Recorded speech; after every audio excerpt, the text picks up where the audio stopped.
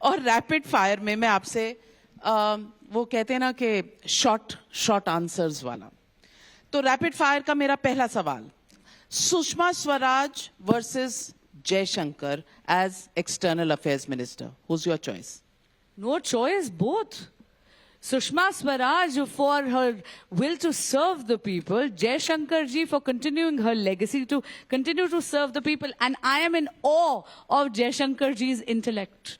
मुझे लगता है वो व्यक्ति विद्वान हैं, और मैं आपको बता दूं, अपना चुनावी संग्राम शुरू करने से पहले जाकर उनका आशीर्वाद लेकर आई हूं।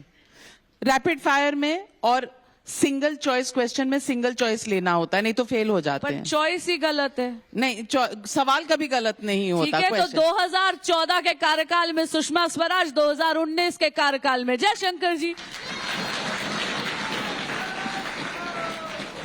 अगर अरविंद केजरीवाल जी को एडवाइस करना हो तो एक एडवाइस क्या देंगी?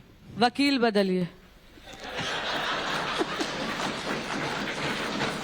बांसुरी स्वराज बनेंगी उनकी वकील? उनको मैं पसंद कहा हूं। सारा दिन तो विकास का कोई काम करते नहीं है, प्रेस में यही बताते रहते हैं कि मेरे मुवक्किल कौन है।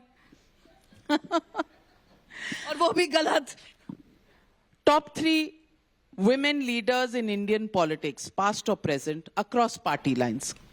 Past or present, I would say Sushma Swaraj, and present में I would say Nirmala Sitharaman ji and Smriti Irani ji. दूसरी पार्टियों से कोई नहीं पसंद? सुषमा जी एक बार तो उन्होंने सारे हीरे हमने बटोर रखे, कहते ना तेरे चेहरे से नजर ही नहीं हटती, नजारे हम क्या देखें।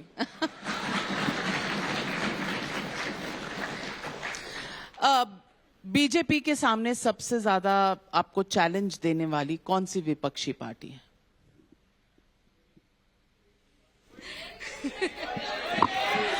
कोई नहीं है टक्कर में, क्यों पड़े हो चक्कर में। Who is the main opposition leader आपके सामने? जी, राहुल गांधी जी कहते हैं कि वो मेन ऑपोजिशन लीडर हैं। आपको क्या लगता है? मुझे लगता है कि हम नकारात्मक राजनीति नहीं करते, और वो करते हैं?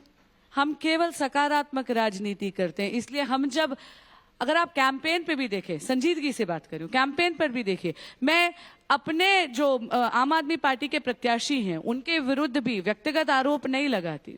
हम केवल मोदी जी के सुशासन का जो पिछले 10 साल का रिपोर्ट कार्ड है उसकी बात करते हैं, विकसित भारत के विजन की बात करते हैं।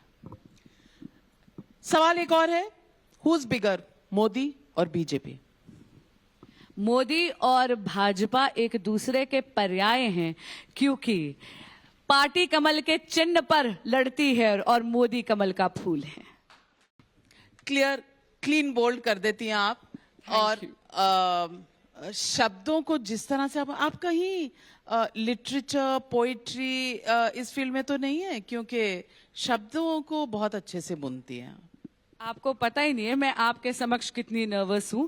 फुल बेंच के आगे पैरवी करना ज्यादा आसान है। आप और नर्वस, अगर नर्वसनेस में ये हाल है तो बिना नर्वसनेस के कैसे होगा, कोई बता सकता है?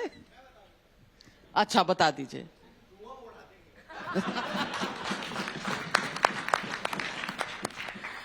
मैं आपसे सवाल पूछना चाहती हूं कि आपका नाम बांसुरी क्यों रखा गया? कृष्ण की सबसे प्रिय वस्तु पे मेरी माँ ने रखा है। कहती थी या तो अधरों पे रखते थे या फिर पीताम्बर में खोस लेते थे, और जब ब्रजभूमि छोड़ कर गए तो श्री जी यानी राधिका रानी के हाथों में सौंप के गए। तो Bansuri was always well taken care of by God. Kejriwal जब जेल में हों, जब मनीष सिसोदिया जेल में हों, संजय सिंह जेल में थे, अब बेल पर बाहर आ गए हैं, सत्येंद्र जैन जेल में हों, और तमाम केस सिर्फ विपक्षी नेताओं के खिलाफ हों, और 25 में से 23 ऐसे लोग जो बीजेपी में शामिल हो जाते हैं, या तो उनके केस बंद हो जाते हैं या कोल्ड स्टोरेज, डीप फ्रीज में चले जाते हैं।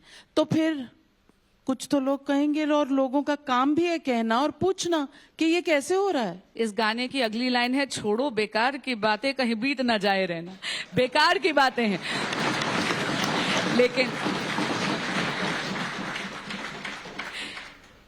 इसमें दो पहलू है। सबसे पहला, देखिए, ये निराधार आरोप है।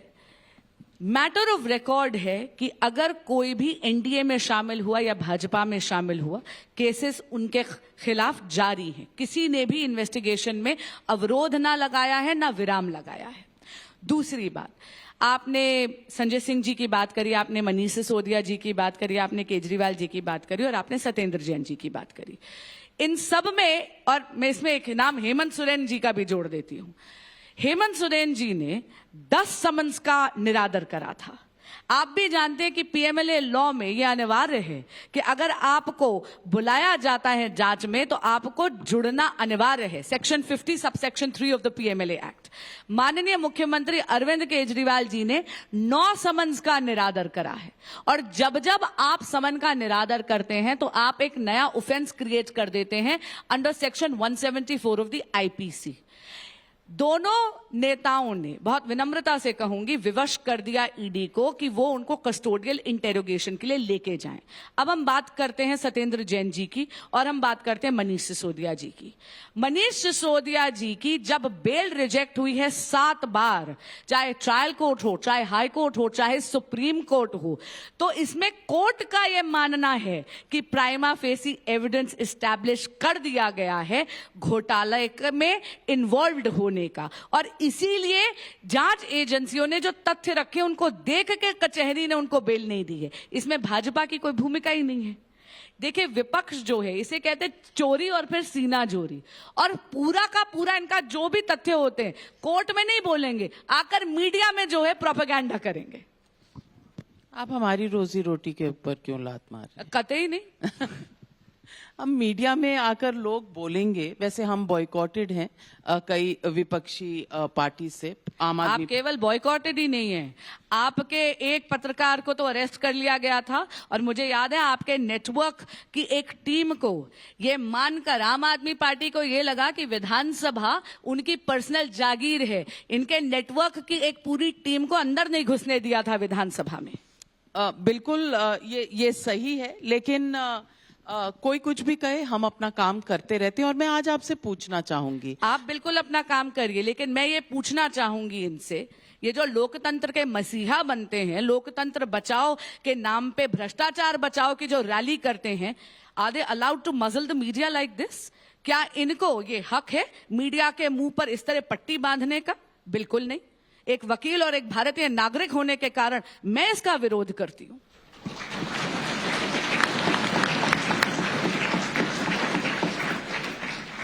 क्या कहूं, आपकी दलीलों पे, आपकी बातों पे मुझे बार बार सुषमा जी याद आती हैं, और बहुत बार मैंने उन्हें भी इंटरव्यू किया है।